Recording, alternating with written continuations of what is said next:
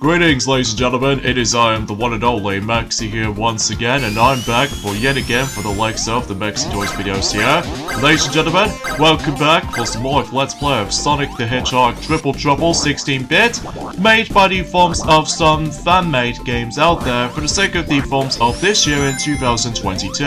To be more specifically, the final version of this particular remake, because, well, it seems very obvious about the fact that everything else is finalized. So, yeah, last time we actually did manage to experience Zone 0, which is basically the intro stage, and also we did manage to win through Great Tropics Zone, as well as Sunset Park zones, and as a result though, we actually did those zones no problem, and especially noticeable, we actually obtained all 6 Chaos Emeralds within 2 zones. So as a result though, it is fantastic to boot. So today, for this video, is the fact that we're about to be able to hit on to the 3rd zone, or should I say the 4th zone as the forms of this remake, is the fact that, well, technically though, the 3rd zone, is a bit confusing sometimes, because I know for the fact that it has been about, well, quite a few hours since I actually last played this for sure. So either way though, because chances are though that technically Zone 0 is like, well,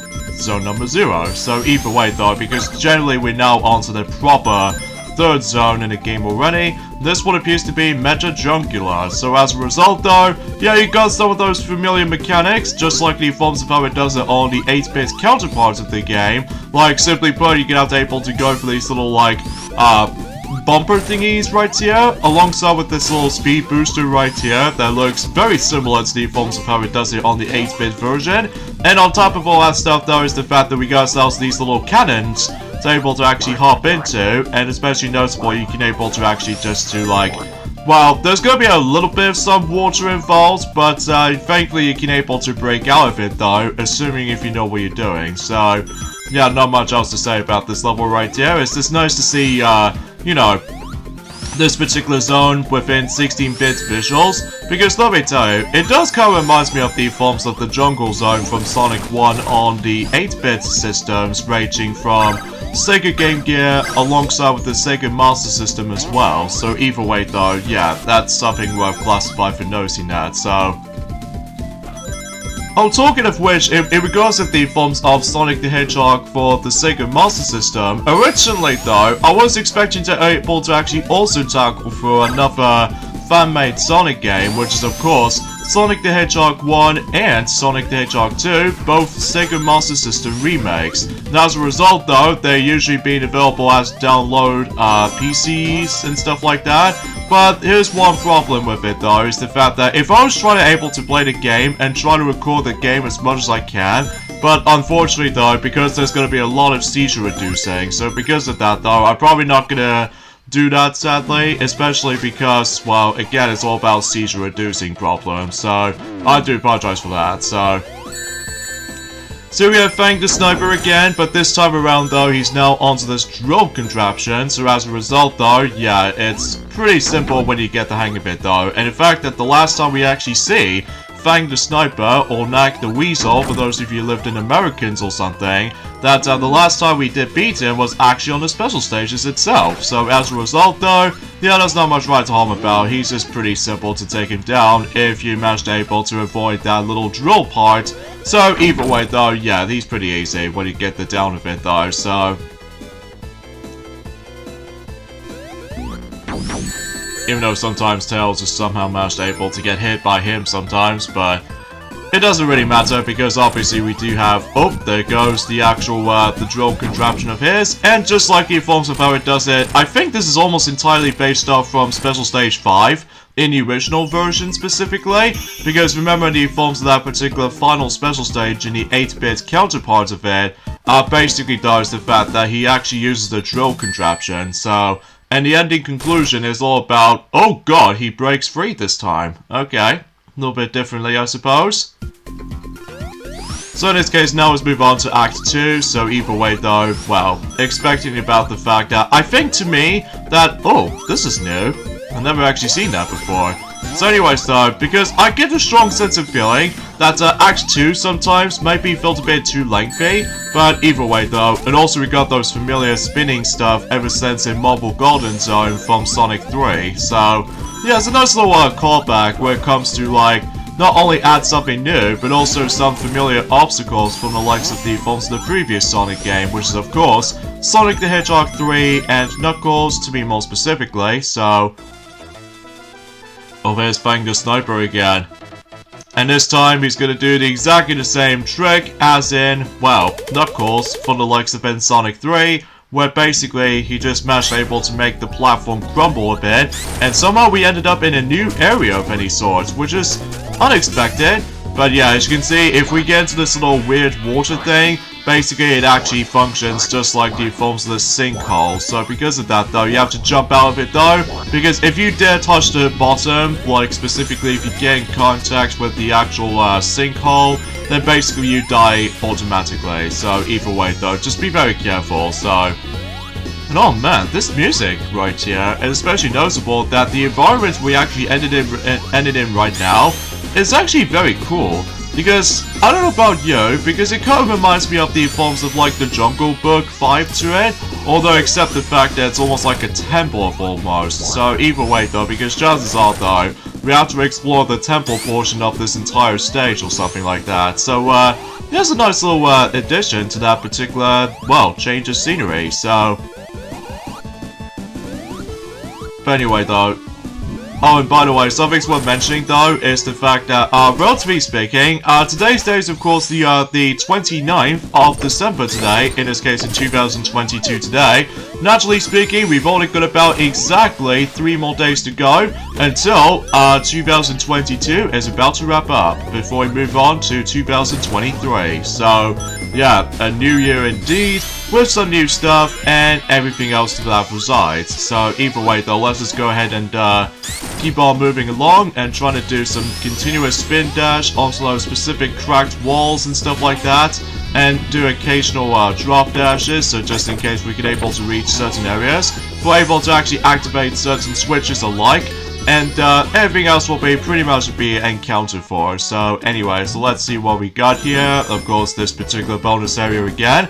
But I have to admit to though right away is that using flippers in this particular bonus stage, as you can probably already tell from the likes of in yesterday's video, I honestly have to admit though, it's actually very difficult to get used to, because sometimes though that you easily manage able to slip off like super easily sometimes. But as long as you would get the hang of it though, it might not be too bad when you get the hang of it though, but it's just the fact that sometimes it feels a bit weird to get used to, so... And also, as you can tell, we're now actually stumbling across these bouncy leaves, which, kind of think about it though, it's actually pretty, swell to able to actually see that new obstacle of any sort, I suppose. But, then again though, it has been a very long time since actually I've last played, the Game Gear version of, Sonic Triple Trouble. Well, the only time I did manage to play the game last time though, was actually when I did manage to play Sonic Gems Collection on the PlayStation 2 version on my own time.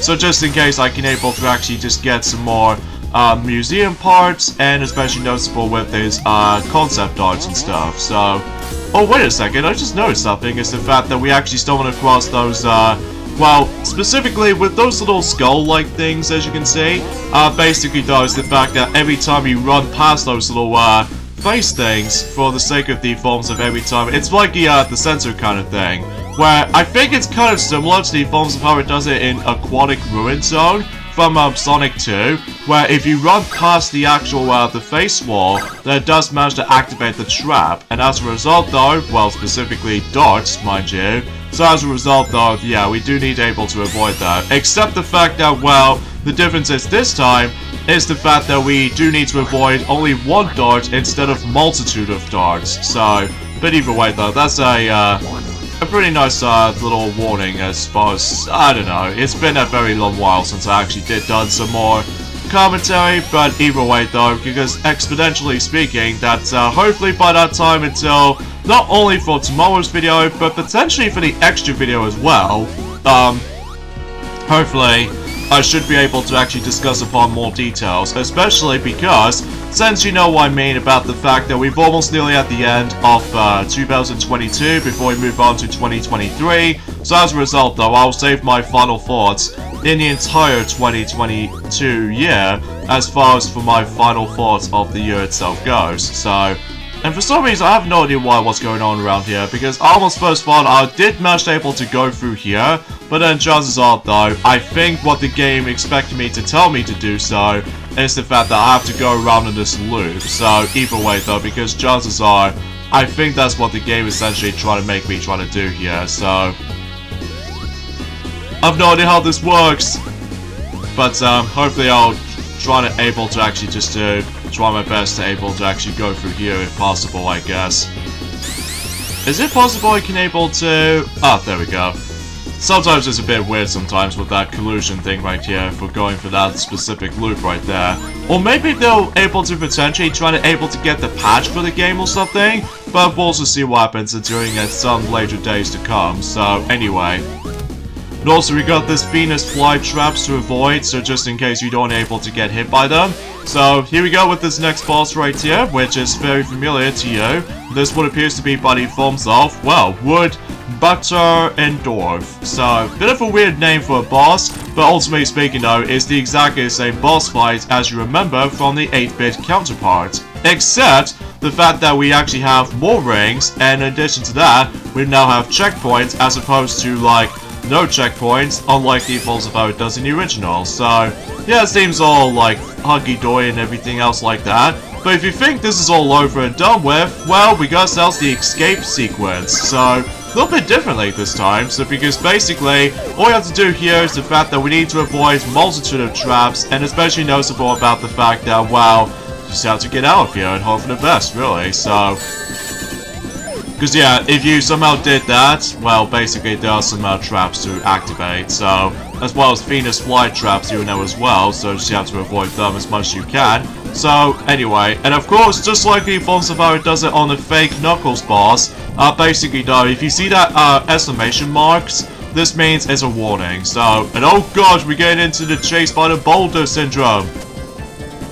Just like in the forms of how it does it on the Indiana Jones kind of vibe. Specifically, Raiders of the Lost Ark, so as a result though, luckily we did manage to get away with it in due time. So either way though, and I think that's pretty much about it in terms of Meta Junglira. So yeah, a nice little 16-bit recreation of that zone, but before we get into the next familiar zone, here we have ourselves a bit of a new zone we can able to explore into. According to that particular cinematic cutscene right here.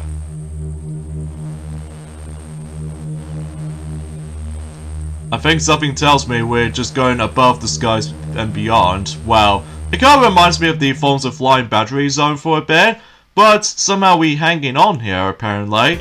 So here we are onto Zeppelin zone. So yeah, this is a new zone that has been made from the ground up. So yeah, this is a pretty interesting stage. Especially notable because again, it kind of reminds me of Flying Battery Zone from Sonic 3 and Knuckles, except, oh, and also so it applies to Sky Fortress Zone, no, Wing Fortress Zone from Sonic 2 as well. The only difference is this time is the fact that, well, we actually going to be going inside the actual Zeppelin zone itself. So, pretty interesting zone actually. So either way though, even though it's only for like one zone in particular, and oh no, I think I have to do it as well, like no rings at all, so...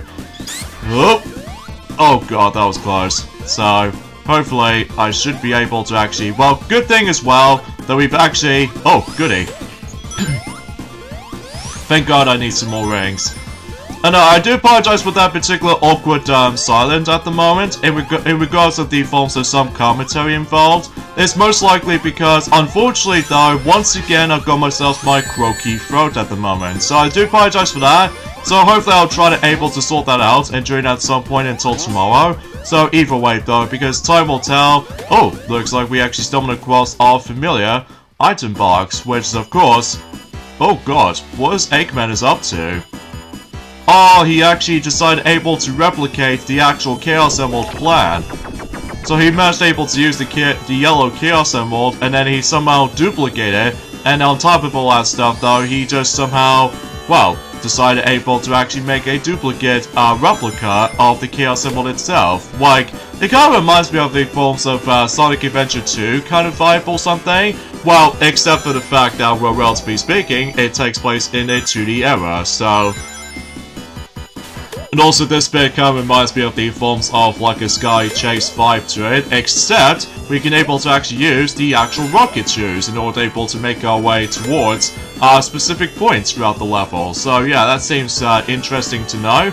And of course, I think the entire final portion of this particular bit right there is all about just trying to able to escape the Zeppelin zone. So either way though, let's not get ourselves to this point right now, and hopefully we'll try to grab some more rings. Actually, kind of think about it, I think this potentially wasted my time, so I think we should probably go ahead and leave this particular bonus area. So specifically, I need to just get the heck out of here before... I don't think it doesn't have a time limit or anything, so it's just that, well, eventually I think it might potentially try to able to do that, so... Oh god, I forgot about those rotating spikes, so... Anyway though, so not much else to talk about in terms of today's discussion, especially noticeable because, as I said before, we've only got about 3 more days to go until, well, 2022 is about to get a conclusion at the end, so... And exponentially, I will talk more details about the forms of another topic, which I honestly don't know about, in terms of the forms of gaming industry, in regards to the forms of the gaming lifespan. Especially because certain games do manage to end off with a nice little note for, you know, with the forms of certain systems lifespan, which I'll talk more about it until if we get to the next couple of zones later. So either way though, let's just go ahead and go down and stuff like that. And also we got those familiar mine bombs from the likes of the forms of Sonic the Hedgehog 3 and Knuckles in Flying Battery Zone. And it looks like we got ourselves a Sonic CD vibe where it comes to the forms of trying to hang on to the horizontal bar. So just in case we don't able to fall off and die, because otherwise, you know what I mean, that since we're higher in the skies above, this means if you dare fall off to a pit, then you will die instantly, just like in Flying Battery Zone, basically, so... Yeah, this zone is actually pretty cool, I'm not gonna lie, especially because this is all new and everything, although despite the fact that it kind of reminds me of the forms of, well, you know what I mean with Flying Battery Zone vibe, except that it's very obvious about the fact that the story is based off from Triple Trouble, so... Which, I was expecting that originally this particular zone was going to be appeared from the likes of the forms of in, well, the original version, but due to time constraints, or perhaps even maybe because of the limitations of the Game Gear, or perhaps maybe something else. I wonder what can we do with this bit. Oh, we can just simply damage the actual engine room itself. Okay, that's, pretty cool. Oh, wait a second, evacuate? Oh god, we have a time limit! Let's get the heck out of here, so... Yeah, it kind of reminds me of the forms of, let's just say in Sonic Adventure 2 in Metal Harbor level, where basically though we need to able to get into the rocket and stuff like that, so... But then also, as far as I've realized, is the fact that the music is all sped up and stuff like that, which means, yes, we do need to escape somehow, so... Now I get the feeling if you manage to able to don't escape in time, basically, I think you die, so as a result though, thankfully we somehow escaped. Yeah, pretty cool to able to actually see that new zone in action. So, either way though, that's actually pretty swell. And somehow we ended up transported into, well, Robotnik Winter Zone, the most familiar zone. So as a result though, yeah, it's nice to see this particular zone in 16-bit as well. So, which again, this particular zone does remind me of the forms of Ice Cap vibe to it from the likes of in Sonic 3 and Knuckles. Although, except the fact that, well, the entire environment is actually pretty cool. Especially noticeable, it's almost like you get yourselves these purple skies above and all that stuff. And maybe potentially that there's going to be a familiar object we will come across into eventually. And what is this? How come there's a seal kind of enemy just somehow doing here?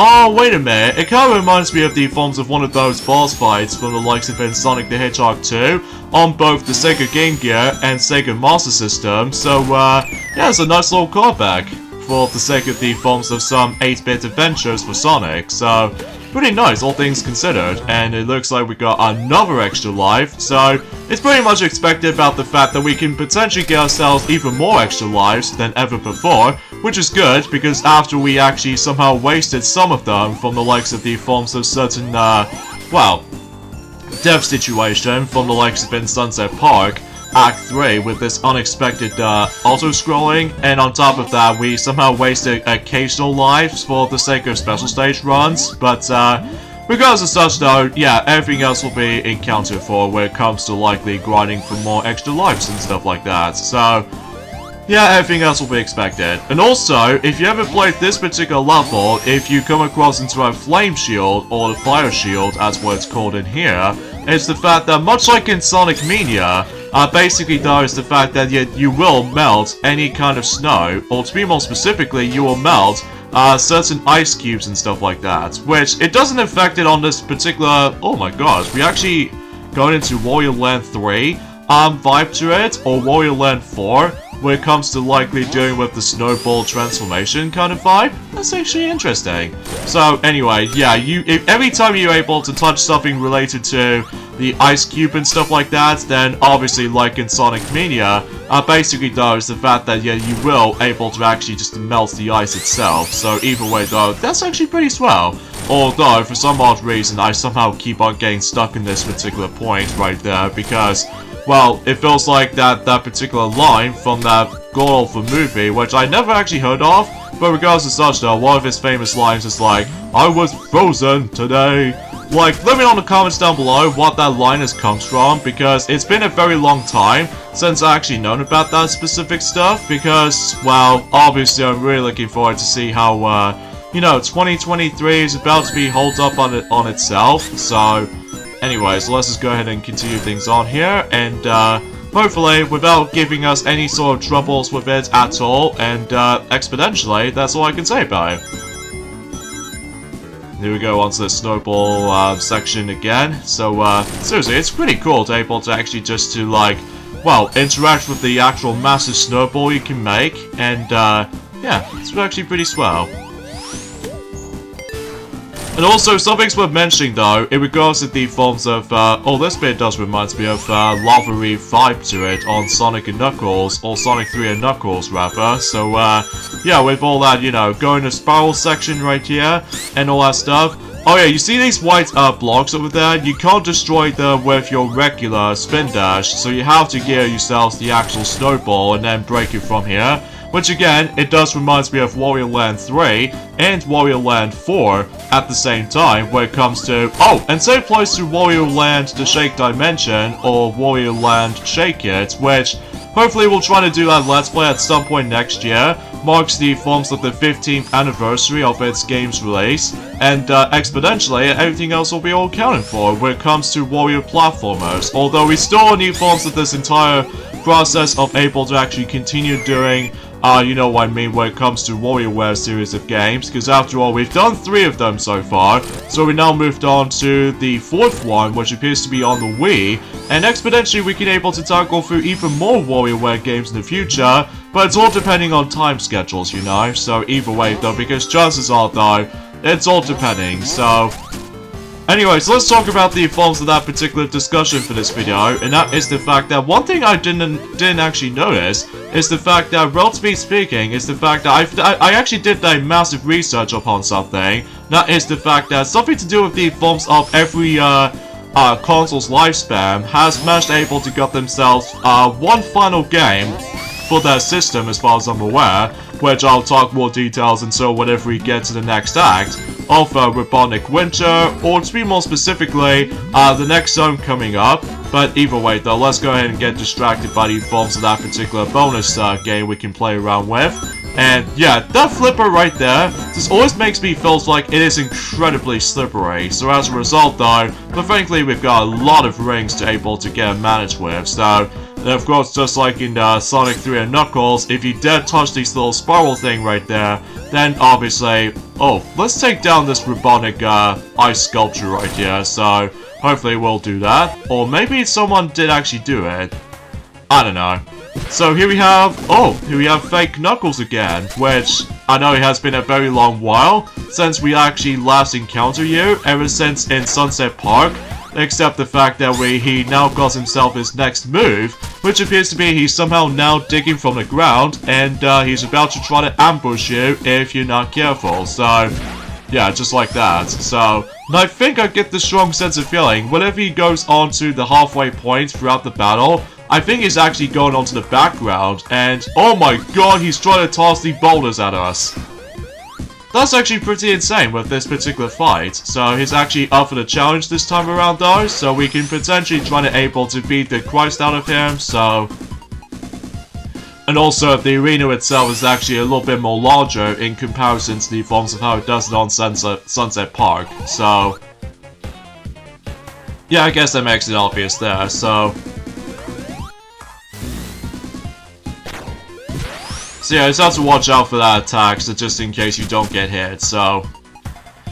And I think we know onto the last hit on him, so it's just the fact that I believe he's gonna toss not only one, not two, but 3 rocks at us, depending on what specific placement we're in, so...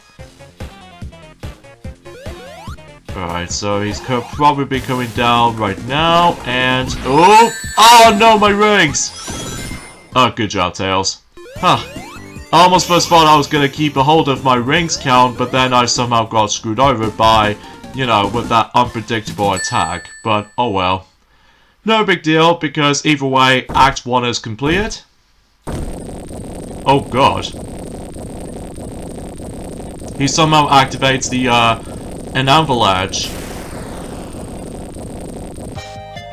But regardless of such though, we're now on to Act 2, where it starts the actual act up very differently, because as you can see, we're actually going to be taking a ride on the snowboard for once. So yeah, the snowboard's power-up does make a return from the likes of the original version, except the fact that, as you can tell, this particular scene does look very, very cool, especially because it kind of reminds me like a Sonic Adventure vibe, except it's on the forms of, like I said before, in a 2D plane, or 2D perspective rather. So as you can tell, that we have to avoid a lot of hazards, such as for instance with all these flamethrowers, and also say applies to those specific rocks we need to avoid, and on top of that we get chased by the avalanche, or in some cases though, bombs potentially. So either way though, because I didn't pay attention to the actual surroundings, but either way though, because I get the horrible feeling as well, that one thing I also like to point out is the fact that, well, it's just the fact that my laptop keeps lagging all the time, which is a little bit annoying, but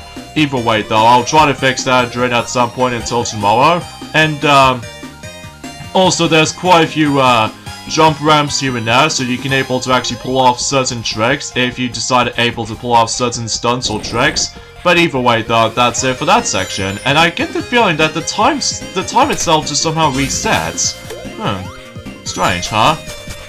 But anyway though, yeah, let's talk about the forms of the entire console lifespans in regards to the forms of their final games they able to sort of release within each and every single systems at one hand. So, yeah, because, kind of think about it, there's actually quite a few of those games out there where it comes to likely being on the final games to be released on the actual system's lifespan. Like, for example, Channel F did manage to came out during, I won't classify for saying since 1977, and as a result though, the final game they obviously published, which is the forms of Alien Invasion in 1981, and as a result though, that game came out 4 years after the console's release, which appears to be in 1977, so yeah, interesting all things considered, despite the fact that I haven't exactly heard of Channel 7 before, but it's nice to be able to bring it up, I guess. And similarly, we actually have ourselves the game called Gremlins, which came out in 1987, which appears to be released on Atari 5200, which as a result though, Gremlins came out, well, let's just say in, well, Gremlins in, you know, Atari 5200 came out 5 years after the console's release in 1982 for Atari 5200, despite it's a bit flopped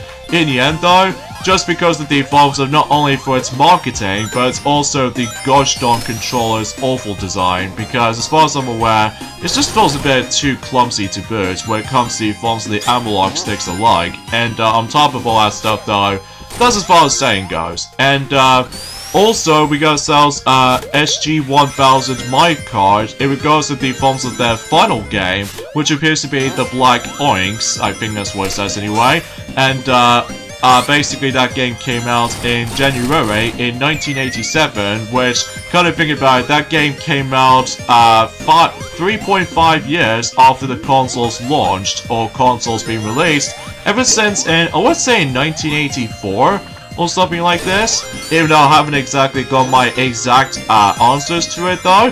And on top of that, SG-1000's final game to be released on, well, specifically on the forms of SG-1000, and that's what appears to be Lotaro no Sharizu, Sherlock Holmes, came out in 1987 as well, and I think that game came out, or that game has been released ever since like 3.7 years after the consoles launched, or consoles being released, for SG-1000, which is a Sega system, but only in Japan though, as far as I recall. And also, in regards to the forms of Intellivision, basically the final game for Intellivision, which was Spiker Super Pro Volleyball, which did came out during in fall in 1989. And as a result though, that game has been released 9.8 years after the console's been released. Although as far as I'm usually concerned with that stuff, although again, I haven't exactly got that exact details about it though, but either way though, I can assure to you that, yeah, as you can see right there, we can't go to the special stage ring unless if we do need to get ourselves the 7th and the final Chaos Emeralds, because, again, we'll point out whenever we get to the extra video of this particular playthrough, so, but that can take me some bit of time to actually decide to do, well, the extra videos of any sorts, so. Oh yeah, as you can see, since we got ourselves the Flame Shield, as you can see, this also means I somehow melted the frozen waterfall, and then the waterfall just somehow becomes alive again. So, which again, it does remind me of the forms of in Sonic Mania sometimes, when it comes to likely melting certain icicle sculptures with the Flame Shield. So that's actually pretty swell. So anyways, the next game, although, to be more specifically for Intellivision or something like that, I think Intellivision just somehow came out in 1980s, or perhaps even maybe, well, 1980 or something. Well, again, it has been a very long time since I actually known that specific stuff though. But, yeah, apparently though, that it did came out sometime in 1979, I'm pretty sure. So either way though, because I just got no words able to think about it for the sake of, well, trying to release certain things as far as I can remember. So anyway, the next game they did got themselves the final game being released on their consoles respectively. That's what appears to be by the forms of, well, let's just say, Atari 2600, which appears to be Klax. And as a result though, that game came out in 1990, which is just released about after 12.1 years after the console's been launched, or ever since being released rather, since in 1978 if I recall correctly. So either way though, I guess that's that. And also, in regards to the forms of the final game has been released for the sake of the forms of Atari 7800, despite it doesn't seem able to have the longest lifespan, because much like 5200, 7800 has also been flopped as well, due to the forms of not only for its the marketing, I suppose, but it's also depending on the controllers you have, although the European version is not too bad. However, in the American audiences, it somehow flops due to the forms of their bad control design, just like the forms of how it does it on, well, 5200, so. Anyways, before we get into more details onto this though, here we go onto the snowboarding section right here again. And as you can tell, we can actually expect to oh, there's also a snowboard in there too, so I think we should probably take a ride on this thing after all. So we'll just do just that, and try to avoid as many of those penguin enemies as we possibly could. And somehow, much like the forms of how it does it on the 8-bit counterparts, specifically, if we try to go straight into the uphill, basically, we stumbled across a familiar boss, which appears to be Giga Thomas Penn, which, as far as I'm aware, I'm not kidding, that's what the boss is named. So as a result though, yes, similar to the forms of how it does in the previous counterpart of him, basically though is the fact that you have to wait until when he, oh god, I did not know he can do just that. which it kind of reminds me of the forms of Death Egg robots from Sonic Mania sometimes. Although, just like in the 8-bit version of this boss fight, as you can see on screen, that basically does the fact that every time you keep on hitting him, basically though, his fire fuse will able to be gone for good. So, oh god, he decides to toss bombs, or speed out bombs, rather. But yeah, when you get the hang of this boss fight, it's actually not too bad. It's just the fact that you always have to watch out for his specific attacks that he sends us with all this extendable, like, claw thingy. And on top of that, the actual bombs themselves. And if you think he's done, well, it turns out, just like the original version of this boss, he's not entirely done. So you have to make yourselves a... Oh. Okay, so no need for leaps of faith, huh? Alright, seems all pretty easy and fine and dandy and everything. So anyway, let's, well, open up the animal capsule. And somehow we have basically done Robotnik Winter Zone. So, pretty cool zone to able to be revisited. Especially noticeable, this is now on 16-bit. And also I just realized is the fact that, one thing I forgot to mention about, is that every single zone throughout the majority of this remake is actually, well, the only thing I do appreciate about this remake is that the entire, transition between the next few acts and beyond is all, like, pretty much connected, which as a result, I do like. So, yeah, pretty cool and interesting. And I get the feeling that this zone might be familiar to you because I think the next zone we hit on to is Tidal Plant Zone. In this case, oh boy, my least favorite zone has been returned, except now it's in 16-bit, and on top of that, actually kind of think about it, it might not be that bad. Oh, there's another special stage ring, in case if you're curious.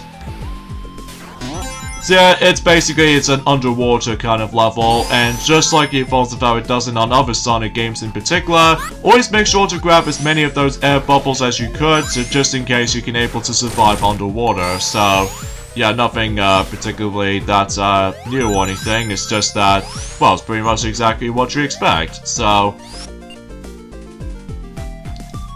I gotta say, the actual 16-bit music on this particular zone is actually very catchy, but I digress. And also this particular sprite of Sonic right here, it's very similar to the forms of Sonic Mania in regards to the forms of Hydro City Zone from the likes of in Sonic Mania, where basically you have to use the actual one of those air bubbles in order to able to navigate through certain portions throughout the level. So yeah, everything else about this zone is basically is just, well, pretty much the same as the original version, except, well, it wasn't until whenever we get to Act 2, though. Oh, this is actually new. We're actually going to be able to ride on this particular horizontal, like, trapeze or something. I don't know what you're exactly going to call these, though, because it has been a very long while since I actually known about this specific stuff. So, oh god, I'm almost going to get hit by that particular projectile spike.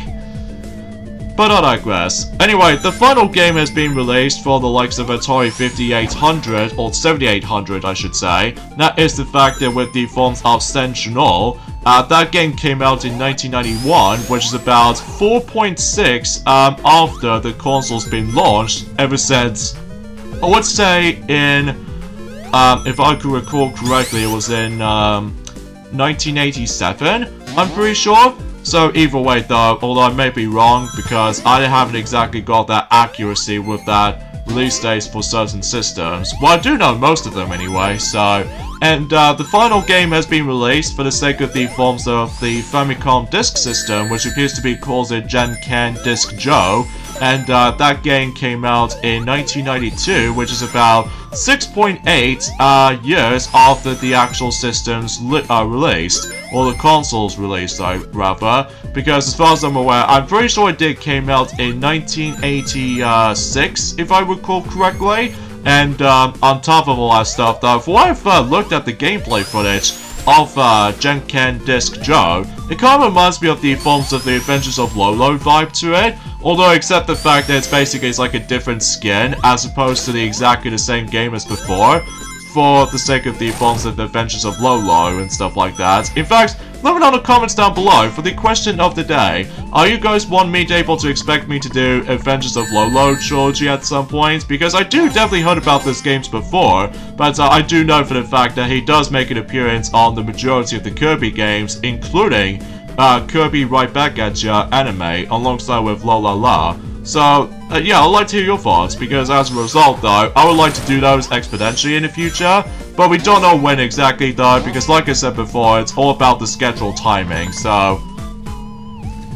Anyway, and the final game is being released for the sake of the forms of TurboGrafx CD, which appears to be like, I would say the CD add-on for the entire system, I'm not exactly sure, because again, it's been a very long time since I actually known about this specific stuff. And that's what appears to be Rainbow Islands, which it did came out in 1993, which is about 4.6 years after the console's been released. So, I think I would say since during the course of it, I would say in 1990 or 1988 or 1989, although it's kind of hard to tell honestly, so yeah, I guess it's that.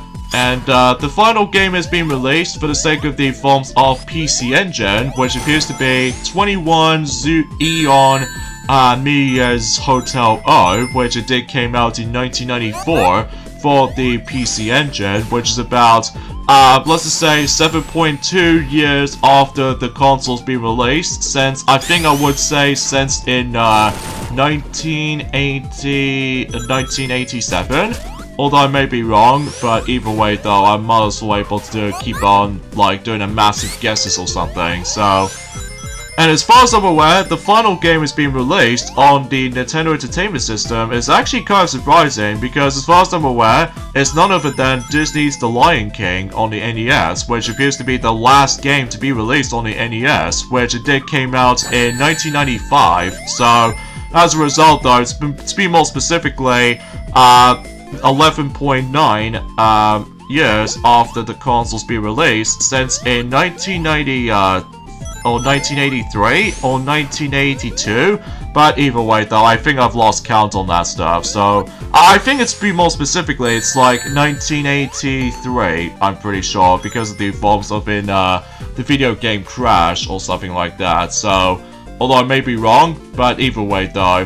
And the final game is being released for the sake of the forms of the Sega Mega CD, because obviously the Sega Mega CD has been a massive flop. So as a result though, the final game they did release is Shadowrun.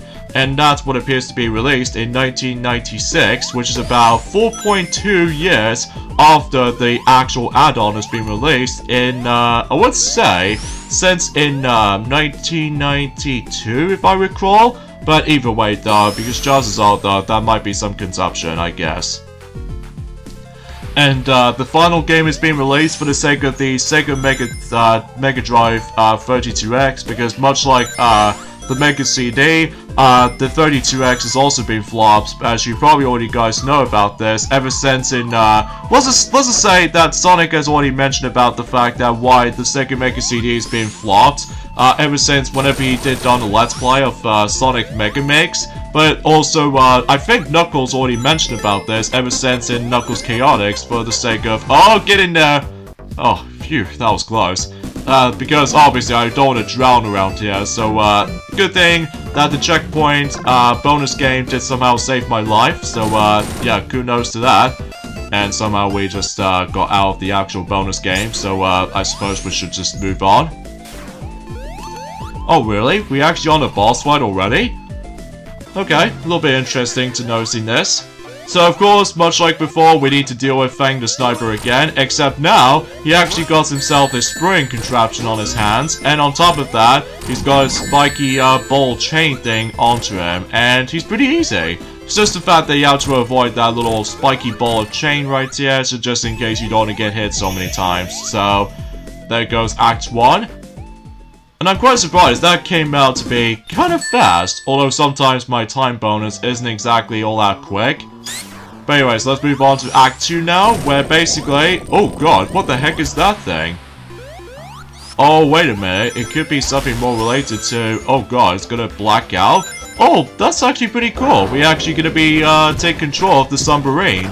Well, not only with Sonic, but also with Tails as well, because unlike the original 8-bit version of Tidal Plant level, specifically in Act 3, that basically Sonic can able to do just walking underwater, while Tails can able to actually use the submarine as the actual attack. So yeah, that's actually interesting. Especially that the good thing about this is as well that there's no need able to obtain air bubbles anymore. So yeah, that's actually pretty swell. So although the only thing you need to watch out for is of course certain enemies as well as these little mine bombs, and especially noticeable just, well, anything else, including those electrical wires that as you can see on screen. So basically we have to navigate for this particular darky maze vibe to it though, until you're able to actually get into the deepest bit of the forms of Tidal plant. And I'm gonna say, this particular level is actually a massive improvement to me though, over the likes of how it does in the original version in my opinion, just because, well, for one thing, you don't need to worry about the forms of that, you know, this very weird water physics every time whenever you like, okay, that's something. So of course we can't go there, so we're just gonna have to able to go down, I suppose. So, anyway, and also this particular level right there, it does remind me of something related to Tails Adventure for the Game Gear, that except the fact that you now actually have Sonic this time around. So, but of course, in order to progress, we need to activate certain switches before you progress. So, and I don't think there's any bonus game checkpoints to be activated for, so I'm guessing it's just for bragging rights, I guess. So, anyway, so the final game has been released for the sake of the forms of the Sega Mega Drive 32X, which is none other than Spider-Man Web of Thunder, or Fire, rather, and that particular game came out in 1996, which is about 1.3 years after the system's been released, ever since in 1995, I'm pretty sure, because as far as I'm aware, or 1994, I should say, because it seems very obvious about the fact that between, you know, Sega Mega CD and Sega 32X are both all the most flopped, well, those two add-ons for the sake of the Sega systems community. So, and on top of that, the final game is being released on Nintendo Virtual Boy, which is none other than 3D Tetris, and 3D Tetris came out in 1996 as well, and it's roughly about 0.8 years, or specifically 8 months after the the consoles be released since 1995, because what do you expect, Nintendo Virtual Boy is a massive flop, so yeah, to be expected at this point.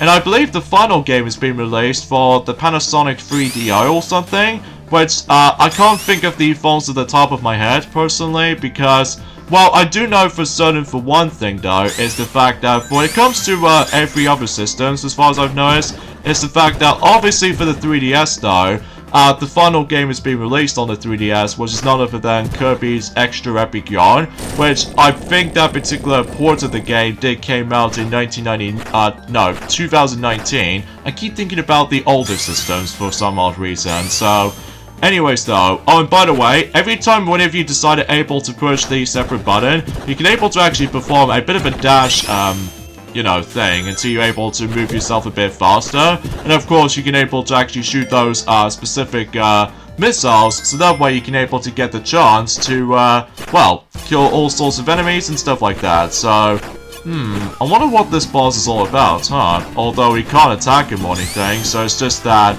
we'll just, oh, okay, so it doesn't work that way. So I believe you get hit, and then I think you're able to lose quite a few rings. Oh, who killed him anyway? Oh god, we have fake Knuckles again. Except this time he's now on his own submarine, so yeah, I guess it's kind of a similar fight as the forms of how it does it on the 8-bit counterpart, except that the entire battle itself, oh yeah, you lose to about 20 rings every time you get hit, so it's a bit generous at times, so. But yeah, as soon as when his shield thing is actually done, well, chances are though, he's basically, wait a second, yep, the reason why I say fake Knuckles, because, well, I can assure you, is Metal Sonic is all he's doing, so, yeah, because that's the perfect example of why that I somehow managed to say fake Knuckles, basically, even though it's a bit of a spoiler warning territory right here, which I do apologize for that. So there we go, Act 2 is being completed, so now get this strong sense of feeling we're not exactly done with this, because I think, much like Sunset Park, there's going to be the third and final act for, well, Tidal Plant, so, gee, no wonder why we have to go for Act 3, huh. But we do know for certain right off the bat though, because, well, I get the strong sense of feeling, yep, Metal Sonic is gonna able to launch himself with this rocket, and turns out we were able to use the actual rocket boots as well, so we can able to chase after him, and exponentially we can able to actually deal with another boss fight. So this time around though, we face off against with Metal Sonic this time around. So, except the fact that, well, relatively speaking, rather than just trying to deal with him in the sake of the forms of, well, dealing with the actual race, so instead we can now attack him. So, yeah, everything else will be expected by that point. So, but, yeah, you still have to avoid him, and then especially noticeable about the fact that I suggest you're able to either dip down or just go a bit slightly higher if you decide to want to. So I think that's everything else to be expected by that point. So, and unfortunately though, I can't discuss upon the forms of the rest of the games till ending its lifespan, I'm afraid, due to the forms of time constraints, or maybe potentially we're able to mention more about it until 2023. So, yeah, with that being said though, I think we should probably end things off here. So join me next time for more of Let's Play of Sonic Triple Trouble 16-bit. It's the fact that we move on to the final zone in a game, which is Atomic Destroyer. So either way, that's all I can say about it. So I'll see you guys until tomorrow. Later, fellas.